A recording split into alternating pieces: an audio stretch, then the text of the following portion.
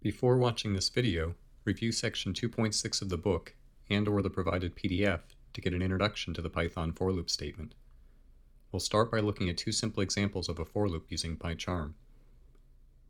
The first program we'll write is one that asks the user to enter a number and print all the numbers from 1 to that number. We'll start by getting the input. Programmers and mathematicians commonly use the letter n to describe how many of something there are, so we use n as the name of our variable that the user enters. Now we'll use a for loop to execute n times and output the value of I. We'll run it and enter 5. This isn't quite what we want, as it outputs 0 to 4. We can fix this by changing our code to this.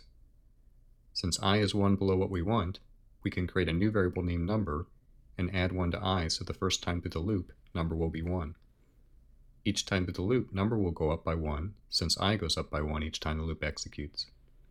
Or more simply, we can notice that number holds the expression I plus 1, so we can just output that expression.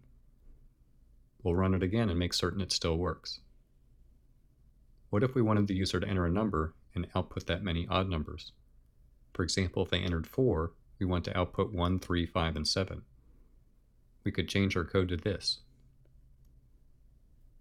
Since we have one print statement inside the loop, the number of values it outputs will be the number the user entered, corresponding to the number of odd numbers we want to output. Since we want the values to go up by 2, we need to multiply I by 2. And then to get the first value correct, we add 1. We can verify that when I is 0, we get 1, and when I is 1, we get 3. As we simplified the first example, we can also simplify this one to get rid of the extra variables. We'll run it and enter 4 to see the first 4 odd numbers. Now we'll look at a more interesting use of the for loop. The problem is, given an initial investment amount and annual interest rate, output the value of the investment after 10 years.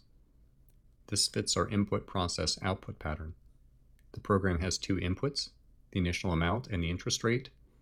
The process step is to calculate the value after 10 years. This is a little more complicated than our earlier examples, as we need to apply interest 10 times. The last step is to output the final amount. The input and output statement should be relatively straightforward for you now, so let's focus on the process calculations. At the end of the first year, we need to calculate the interest on the initial amount. We can do this using the interest formula and multiply the amount times the rate. At the end of the second year, we need to calculate the interest again, but this time you earn interest on both the initial amount and the first year's interest. The key concept to understand here is we can overwrite the variable that holds the amount each year with the new amount after applying interest, so we can use the same calculation. This requires us to do 2 steps each time. We calculate the interest on the current amount, and then we add the interest. Now if we execute those 2 steps again, the second interest calculation will be applying interest on the updated value of the investment that includes the first year's interest. We can now repeat those 2 steps 10 times, and they will calculate the interest on the accumulated value each year. Or we can combine them and use the distributive law, as we'll do in PyCharm. Let's do the calculations for 2 years with $1,000 and 10%, so we can make certain the program is correct. We earn $100 the first year, and after adding that to the initial amount, we have $1,100. The second year, when we multiply that by 10%, we will earn $110 interest, and we add that to the $1,100 to get $1,210. Let's write it in PyCharm. We'll get the 2 inputs. Now we write our loop that executes 10 times and add the 2 statements that calculate the interest and the updated amount. The last step is to output the final value of the amount. Let's run it with $1,000 and 10% interest. Does the final value seem reasonable? We'll earn at least $100 each year, so we should have over $2,000, so it seems reasonable. We'll set a breakpoint inside the for loop. Let's debug it and check that it matches what we know we should get after 2 years. I'll enter the same amounts. The first time through, we see that amount and rate are the values we entered, and I is 0. We'll step over and see the interest is $100. When we step over the next statement, we see that the amount is updated to $1,100. We'll step over again, and the for loop begins the next iteration and I is set to 1. We'll step over the interest calculation, and the updated interest value is $110 as we expect. Note that it is okay to overwrite the value, as once we added the previous amount of $100 to the amount, we no longer need to know what the previous interest amount was. We'll step over the next line and see that amount is updated to $1,210 as it should be. This should convince us the code works correctly. We'll remove the breakpoint and press resume. What would happen if we indented the print statement underneath the for loop? While I run the program and enter the values, see if you can determine what will be output. Since the print statement is indented inside the loop, it will be executed 10 times, and we see the amount after each year.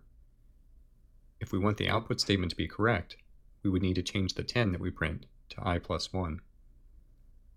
We'll run it and see that works. When writing code with loops, you need to think about what code you want done repeatedly and only write that code indented underneath the loop. Since the original problem only asked to see the final amount, let's put it back the way it was. Now let's combine the calculations into one statement.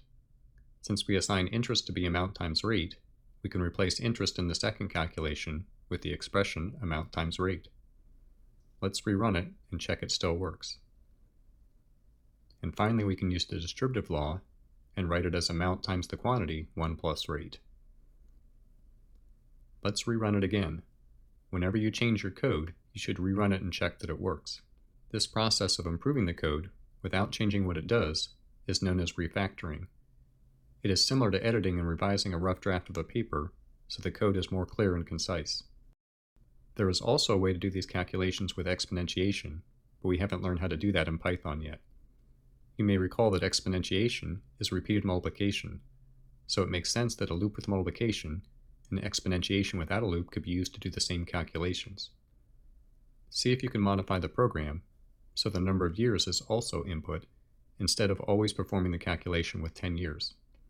Don't forget to update your output statement also so that it doesn't say 10 years if the user enters a different number of years.